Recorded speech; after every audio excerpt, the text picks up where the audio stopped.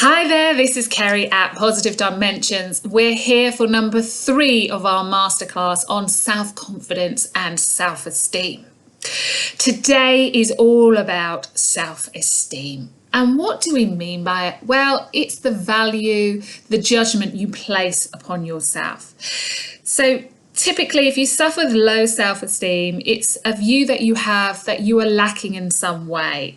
So it may be that you dislike yourself, or you dislike something about yourself.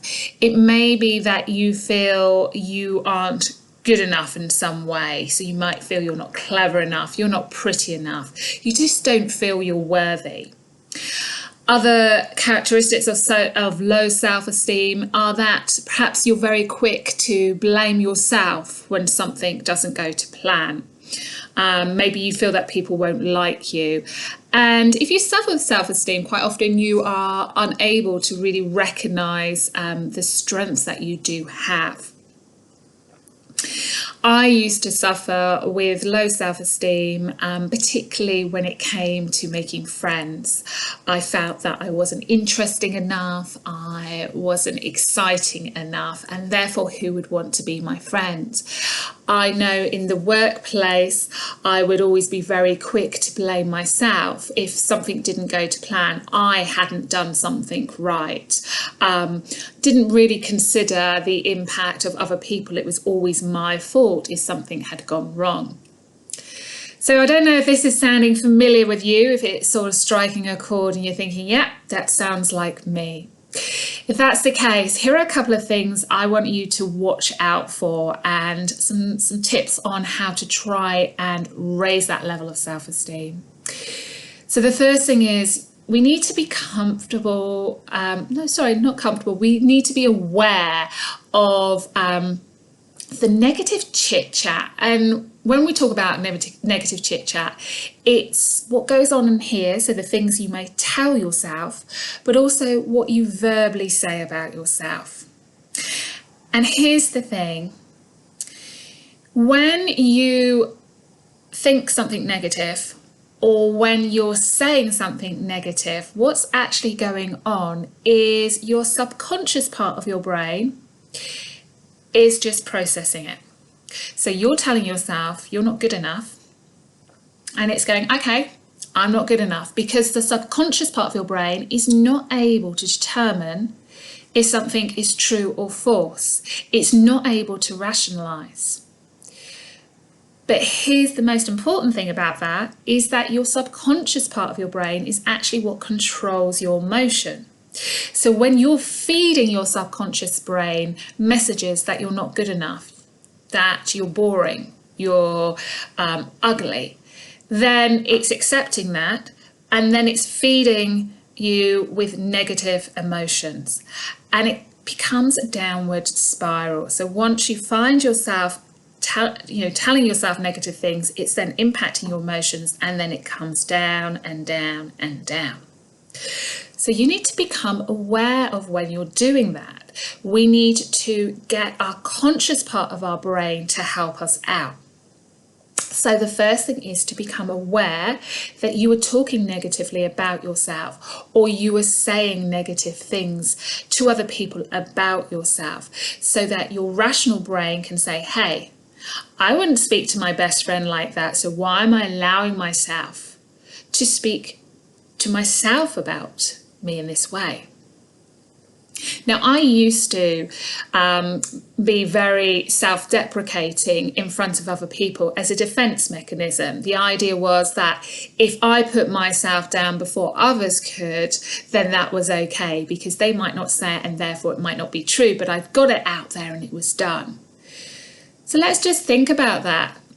If you're telling yourself negative things, you're not only feeding your subconscious brain, which then in turn is impacting your emotions, but what is actually the chances of people saying those things that you're saying about yourself? You're making assumptions that how you feel about yourself is exactly how they feel, which could be completely false. So stop the negative chit-chat, and whether that's internally, in the mind, or verbally. The other thing sometimes when a person suffers with low self-esteem is the high expectations they put on themselves. And that might be high expectations in terms of what they want to deliver, what they want to achieve, or it may be in terms of comparisons.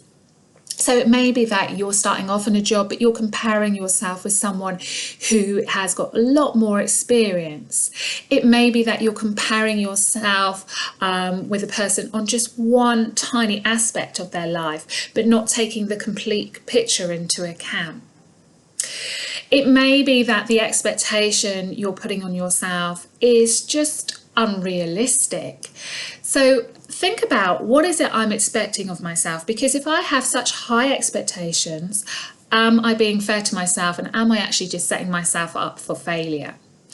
Instead, if there's something you want to achieve that seems very large, very overwhelming, look at how you can break it down into a small little step that you can take today. And then you can work on from there. What's the next small step and the next small step? And then the third thing I'd like you to think about is surrounding yourself with the right people. So when you're struggling with your low self-esteem, surrounding yourself with people who are energy drainers, who are negative, who are constantly putting you down, are criticizing you, are not going to help you. Instead, they're just going to feed that low self-esteem. Instead, think about those people who boost you, who energize you. I've got a really good friend who, whenever I see her, I just walk out of that room feeling $1 million.